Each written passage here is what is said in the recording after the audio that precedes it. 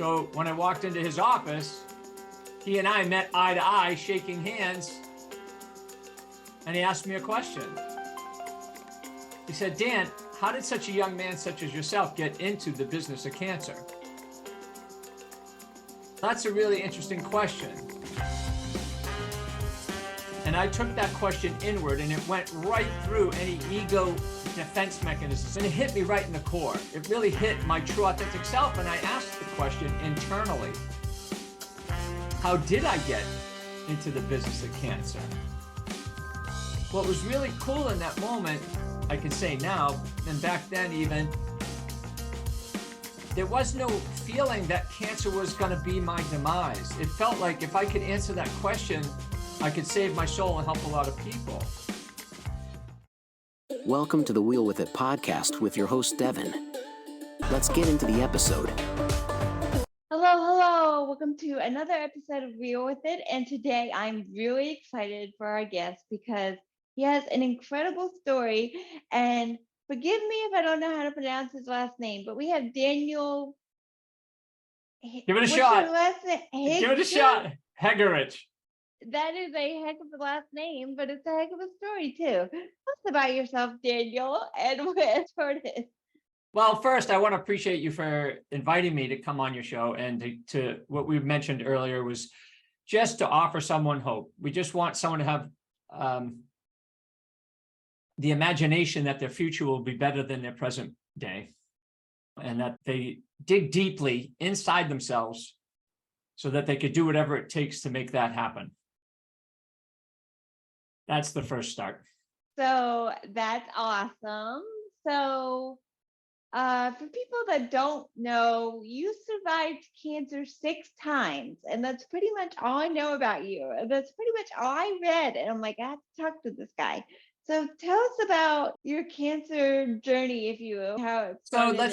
Sure. Let me try and help people out and put it into 3 phases of my life right now. So there was the years before I was diagnosed with cancer. Then there were the years that I had cancer and went through cancer treatment, and I was dealing with that challenge. And then there's post-cancer, right? So there's those 3 phases. And a lot of people think that cancer was the adversity, and it was in its own right.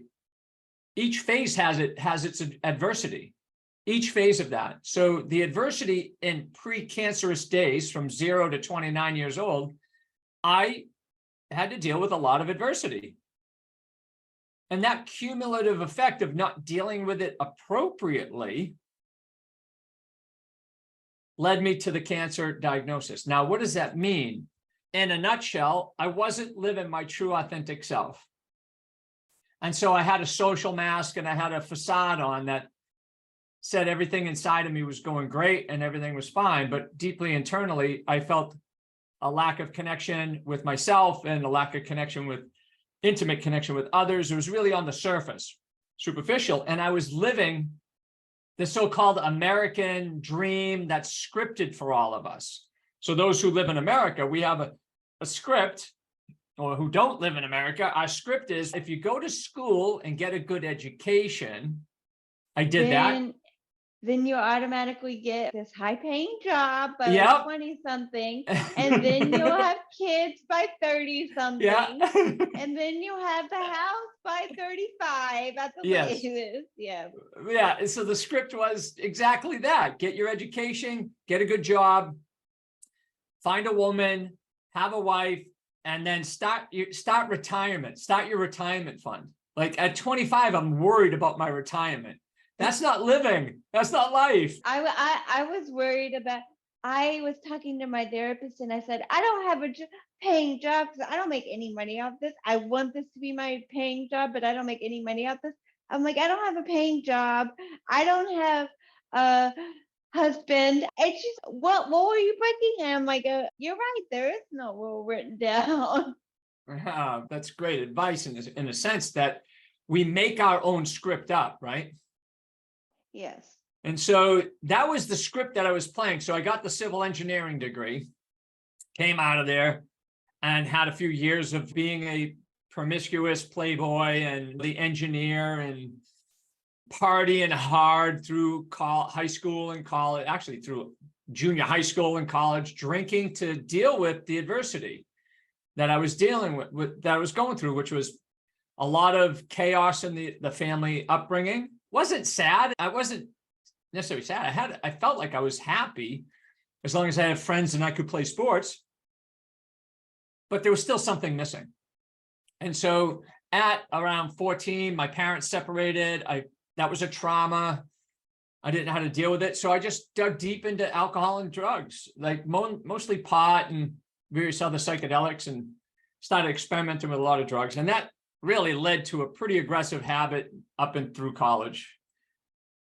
So I wasn't living my true authentic self. I went to college to be an engineer to satisfy my mom, because she said you have to be a doctor or a lawyer or an engineer. And that's how she'll extend her pride or appreciation in me.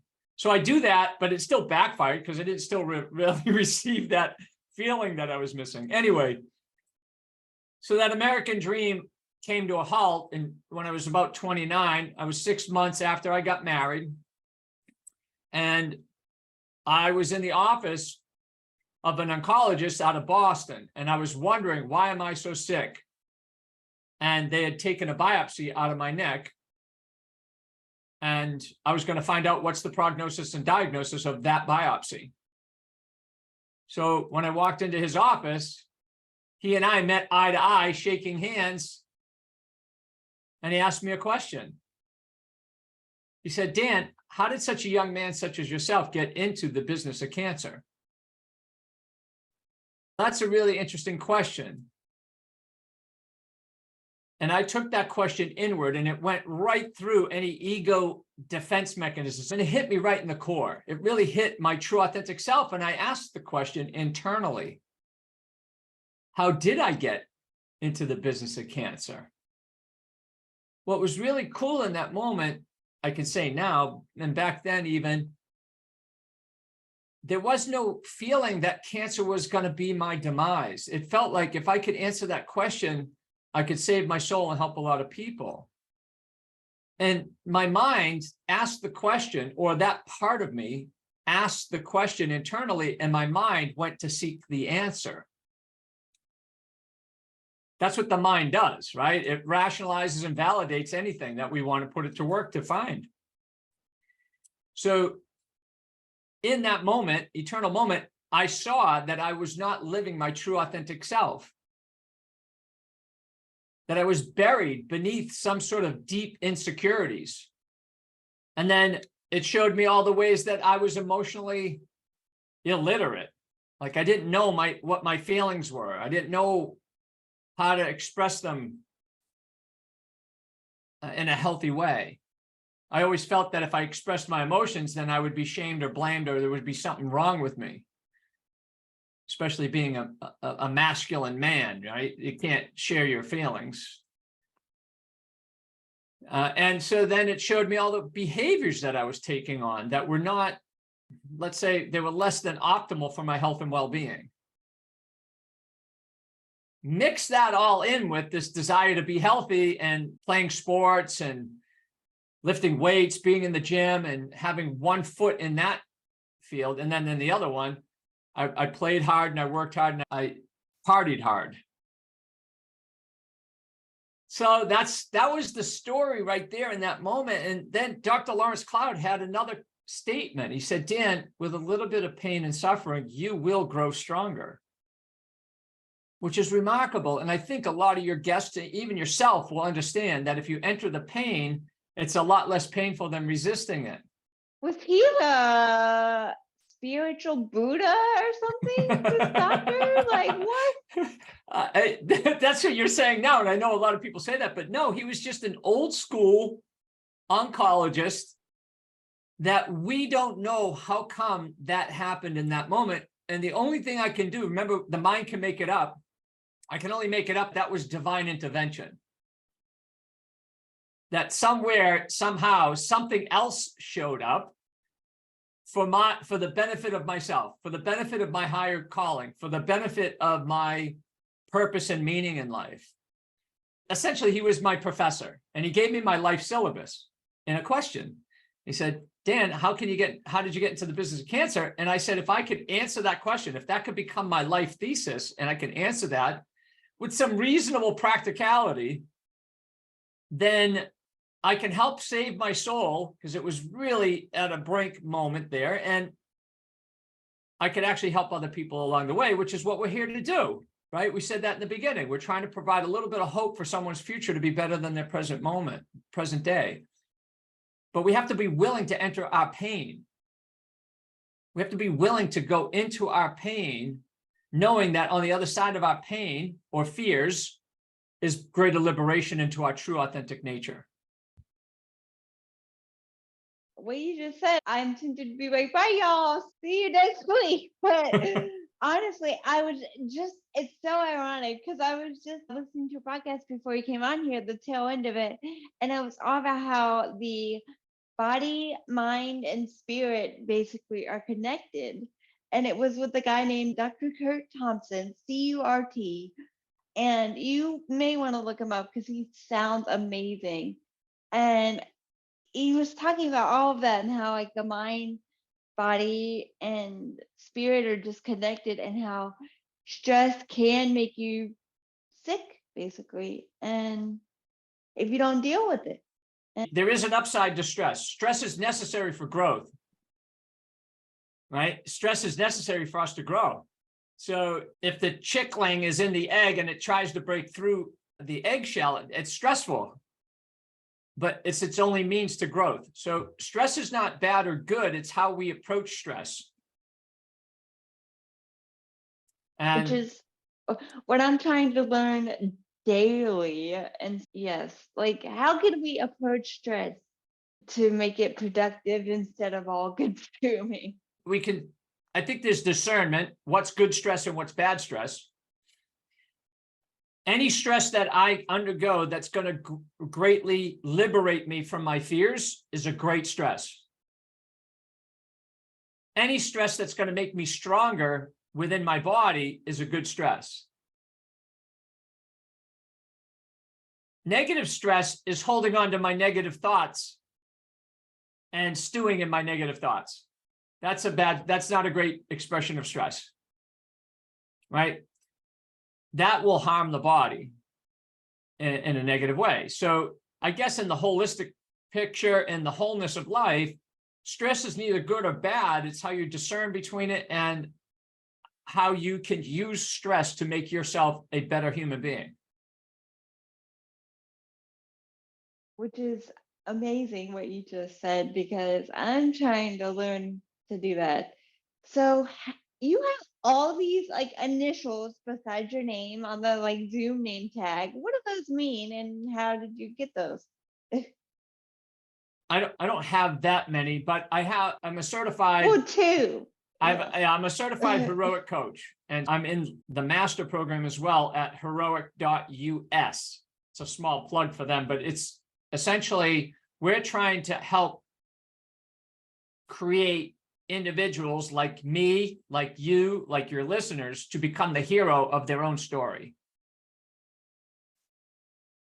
And we do that by helping them create an identity that they can fall in love with in their energy, work, and love. So what's your identity in your health, like your body? What's your body feel like, right? What identity? Now you have limitations, your constraints of your own reality, but you can still create something amazing, right? And as an example for the listeners, my identity that I'm creating by the actions I take and the habits I form is I'm a primal athlete in my physical body. Because I like the idea of being Tarzan. Don't we all? I want to play in the jungle, right? Kind of thing. And I have constraints of that reality, so I just playfully go about it. Now, in my work identity, the way you might create wealth, and I'll go back to my idea of wealth.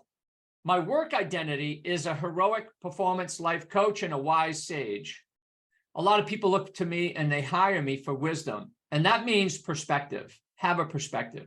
I've got a great sense of humor and a perspective on life based on what I've gone through with the cancer treatments and the bone marrow transplant and all that adversity. That gave rise to my ability to see things differently and to be in the world a little bit differently than what we were programmed to do. So if I'm not creating my reality, I'm running the program, right? The script. So I didn't like that script because it brought me to cancer and then the treatments and there and that. And then I thought, I am the creator of my reality. What I come to is miracles don't just happen, they are created, and you are the creator. So if you accept that, then you know that if I co-created my illness, I can co-create my wellness. Only until I take responsibility for what I created. So once I take responsibility for my creation, then I know I am the creator and I can create. And that's exactly what we're doing here. You and I are creating something. We're creating hope. We're creating inspiration, because that needs to come first before any information. I don't even know what to say to you. You are just so crazy wise. So how do we create inspiration? You are it. You don't have to create it. You are already created as inspiration. So I don't usually ask people this because we're not like a faith podcast or whatever, but can I ask you, do you believe in God or anything spiritual? Because you are very spiritually connected, it seems like. Yes. So spirituality to me is doing what you need to do in the moment in order to be a better human being. In fact, you can even say to be a great human being. That action right there is spirituality applied, or awareness applied. So I definitely lean, in terms of my essence, is definitely leaning in the spiritual realm, which is, some might say, it's in the unseen world. It's not really seen. It's not an object that you can put on, right? It's not science. Science is the other side, let's say. Science is something you can actually put some kind of objectiveness to it. But I go beyond the sciences because, let's face it, I'm not supposed to be here according to science. So they don't know. They just say, keep doing what you're doing. We really don't know how to help you. That was essentially after I left medicine. Let me just bring this back. I know we're going off on tangents. And let me finish one thought, and then we'll come back to this. One was, what's your identity in your work, your wealth, or your work, your health, your work, and your love? I missed the one, what's your identity in love? Who do you want to be in relationship? And I think generally speaking, I want to be a loyal friend to everybody. I want to see everybody as family. And that doesn't mean I don't want intimacy with a woman and stuff like that as a life partner down the road. That's awesome. But I still want to be a friend to her. I want to be a loyal friend to her. So that's my identity in love. So what do I need to do in order to be that in the world? Who do I need to be in that? So that's what I work on a regular basis, on a daily basis. Is one of them. Let me just give you listeners and yourself, and remind me, the best thing to do is to be grateful. That's the fastest thing. Is I'm feeling depressed because I'm not grateful for life. Like I'm supposed to have something in my life that's not there, so I'm depressed that I don't have it. That's not being grateful for what you do have. That's a fast way to get into the state of love. And back to work, I said wealth, that's where we create our wealth, but our wealth is our creation. Our wealth is our creative imagination that we can bring into tangible reality that other people can value. That's where your wealth is. Now, money can be an expression of that creative process, but some people have free time. Free time is an expression of wealth. So they can be creative and do their stuff. Right? So the real thing is, don't focus on money, focus on being creative. That other people, and that's express your creativeness and see if people can value it. So health, wealth, and love, those are the three areas of life that we're all focused on to live optimally in body, mind, and spirit. Your health is your body. Honor it. It's the holy temple. do what you can, do what you know, and expand your knowledge of what you can do to make your body, like I like to say, to hum like a new car. If you bought a new car, how that feels. Like you treat your body like that. I want to get my car, my human vehicle tuned up. And then be creative in your mind and work out the things that are blocking our creative imagination to be into the world. And it's usually insecurity somewhere, right? I just don't have a belief in myself, or I have beliefs and thoughts about myself that have to be shifted, or perspective about my situation that has to be shifted. And then love, of course, just be love in the world. Don't look for love outside of yourself. Look for it inside of you. Be love in all its forms. Be encouraging, be empathetic, and be generous, be kind. And then we put it all together and say, what do I need to do that? What do I need to do in order to be that? So that's the part that I wanted to finish up, and then come back to this notion that when I left medicine in 2000, so that I was in the psychiatric ward because I had realized, they said, hey, I need to learn how to self-love myself back to well-being. That's the answer to cancer. That's the answer to almost everybody's problem. But what does self-love mean?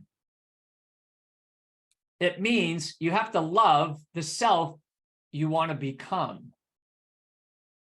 You have to have an imagination or an inspiration to say, hey, I want to become this way in the world. I want to fall in love with that. And instead of being self-hatred to who you might think you are in this moment, fall in love with who you want to be. I want to be healthier, fall in love with that. I want to be wealthier, fall in love with that person. I want to be more loving, great, fall in love with that identity, fall in love with that person. And then start figuring it out. And why do I want to do that? Why do I want to be a healthier person or a wealthier and loving person? Because I want to change the world. Like I want to help contribute to making a better, the world a better place to experience our humanity. That's why I want to do it. It starts with me. And that's the only place it goes. It doesn't go anywhere else. I have to be that. Which, turn off the news and listen to that, and then we'd all be in a better place. But I don't think people are gonna do that. I go further, turn off cable, all right? Just cut your cable bill. You'll save yourself $200 a month, and you can go and get a massage twice a month. Yes. Right? So anyway, in 5 months after I left the medical model, because my tumors came back, I know I'm going around here, but my tumors came back when I was in the psychiatric ward. Because the psychiatrist at the time said, Dan, you don't need to see self-love, you need medication. So they don't understand the spiritual essence of us. The psychiatrist didn't even understand it. They don't know it. They can't, because they can't prescribe it and make money. You can't prescribe love and get paid in their model of health and being, or disease management in my world. That's what they do. Anyway, I realized I'm out of this. How do I get out of this? And finally, it became personal. And then I went home. I spent time with my mom during the summer of 2000. And in 5 months, applying a philosophy of life and love and health, I applied that over that summer, and my tumors went away in 5 months, all of them. Gone. And that was 23 years ago. Dang. That is incredible. So you had no therapy or anything? Oh, along the way, I had plenty. Trust me. I had to put myself Oh. back together. Yes. I had no identity in the world. I was what I call life bankrupt. I didn't have my health. I didn't have Not my, like chemo or anything. I had You tons of didn't- chemo. Yeah, I okay. did. 6 years of chemo, radiation, bone marrow transplant, surgeries, a divorce at the same time, and then the collapse of my own identity, which meant I was hopeless. I felt hopeless on many fronts, except for if I could build a body, then I can hold energy and channel energy. That is incredible. This is not anything to do with anything at all. but I am dying to know. I am a huge Survivor fan, and Survivor happened to premiere in the summer of 2000. Did you watch that first season of Survivor at No, all? I didn't. I didn't at all. No. All right, because I was like, I wonder if you did, because you said summer of 2000. But Yeah, that's anyway, pretty funny that it started then. back to the podcast now. Okay, go ahead with what you were gonna say. No, I was just saying after the tumors went away, I then had the hardest adversity, which is now post-cancer. Remember the three phases. Prior to cancer, living the American script turns into the American dream. The American dream turns into the American nightmare. Nightmare. and you wake up from the nightmare, which was going through 6 years of chemotherapy and all kinds of human stressors of divorce and loss of self. And mind you, all those stressors had a silver lining underneath them, which was essentially cancer taught me how to live and divorce taught me how to love. How can they be considered problems and really difficult things if that's what they're there to do, is teach me how to live and how to love? Oh, okay, fantastic. So now I had to repair a body that was damaged by so much chemotherapy, radiation, and the bone marrow transplant, and the damages along the spine and various things. I had to build a body, and I had to actually find out, this was the inspiration, to be honest, Devin, was after I didn't realize I could heal those tumors. Like that wasn't something I thought I could do. It was just something I was just, let's just try something. I'm getting messages from my own inner voice, let's put it to use. So the tumors go away, and that's when hope started to flood my system. Now I have to repair a body and build a body. But most importantly, I was like, what was it in me that allowed me to create this miracle? And the only thing I can come up with, I was inspired by something else out that you can't put words to. And it's in somewhere deep inside of all of us, that something else in spirit to live an inspired life became more important than anything else. I don't even know what to say. Have you read A New Earth by Eckhart Tolle? And if so, what do you think of it? I haven't read The New Earth. I read his first book, The Power of Now. And that was shared in 2000 when I was going through this intense phase of my healing. My mentor at the time suggested I read that book because I was living that book in some way. Certainly a parallel, but not an exact story. So I read his book that summer of 2000, which helped me a great deal in order to inspire me. Because I'm like so many chapters behind, but I'm listening to this podcast where they're doing like a book club of the New Earth. It's not what they usually do. They're just doing it as a bonus episode in addition to their regular podcast. He talks a lot about ego in the first 3 chapters, and they were talking about how we put so much ego in our bodies and stuff, and how we put so much ego in materialism, and how designer labels are basically just the same fabrics hiked up 10 times because they're supposed to be designer, but the only reason they're designer is we put so much ego into them, and it was really fascinating. It is. We call that the hedonic pathway. So the hedonic pathway is where all the vices are. And that means we're chasing pleasure, anything that stimulates our sensory organs, right?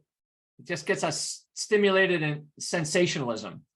So we chase pleasure, and we have an adversity, or we run away from any painful things or anything that's just uncomfortable. So that's the hedonic pathway, and that's what you might refer to as the egoic pathway in some regards. But the other pathway is the hero's pathway, and that is to live a noble, virtuous, and moral life. In other words, to take the high road. or to listen to your higher voice, or to become your true authentic self, or to be your true authentic self. Those are the two pathways we get to choose. Now, in society, we've been bombarded with this hedonic pathway, which is the pathway of vice, but it's been dressed up as virtuous. So it's virtuous to live that path. And that's why everybody wants to be truthful, kind, empathetic. They get socially outcasted with the masses because it threatens their hedonic pathway. It threatens their so-called pleasure. That's why if you tell people to turn off the news, that's where they're getting their pleasure. Unfortunately, that's what they're receiving. Otherwise, they wouldn't do it. Yeah, I majored in communications, and it doesn't say this on my degree because I didn't have a technical specialty, but I specialized in media and rhetoric, mostly rhetoric. And in this rhetorical theory class, we were discussing news, and I won't get too much into the nitty gritty, but it's basically designed to keep you watching. Yes. That's the hedonic pathway. It keeps you on a treadmill thinking you're getting somewhere, but you're on a treadmill, you're going nowhere. It's going nowhere. It just keeps you there. It's crazy. Okay, one more question before we get off here that I'm dying to know the answer to from you. Why do we buy we don't need? That's an addictive pathway. It's a dopamine surge to go and hunt and kill something and get something. There's a dopamine surge. And so it's an addictive pathway. And then people don't know what they really want. Like they don't know what they want, so they want everything. And so they're vulnerable to want everything and collect it and bring it home. And it's a part of the program. It's part of the marketing. It's part of the advertisement. It's part of keeping us trapped in that place. Now, that doesn't mean we don't have things that we like. It just means I only have a couple of things I really like. Food is one of them, right? Yeah, I really like food. Yeah. We kind of eat food, yes. And I like specific clothing that I wear, but I have less clothing and just the clothing I like. And so we all have our likes, but a lot of people don't know what they really like. So they're subjective and vulnerable to liking, wanting and liking everything. But again, it comes back to it being a addictive pathway to cope with the pain. In other words, shopping for stuff you don't need necessarily, or even don't like, it's just because it's on sale, or you have money to burn. I've done that. Okay, I'm trying to curb this and not admit this, but there was a point in my life, and there is a point where I'm trying to heal it now. I was a compulsive shopper. I would see it online and I would buy it. And now this is a lot of therapy too, but is that because I wasn't feeling good enough and I was trying to feel good enough? Oh, I had this thing. And then you felt better in the moment. Yeah. And so it's a coping strategy for the pain of being alone, the pain of letting go, the pain. What I like to say is, if you have to go without, you have to go within. But if you don't have that acknowledgement that you have to go within and connect with your own spirit, your own true self, then you're going to keep trying to fill that emptiness with something outside of you. And it doesn't matter what it is. Food is the number one go-to that people fill themselves and stuff themselves with because they don't want to go without. And they don't want to feel that emptiness and that lack of connection. Dr. Gabor Mate, Oh, Gabor. I love him. Oh my God. Oh, you do? Yes. Right. All right. So he speaks to this very clearly. He is just brilliant.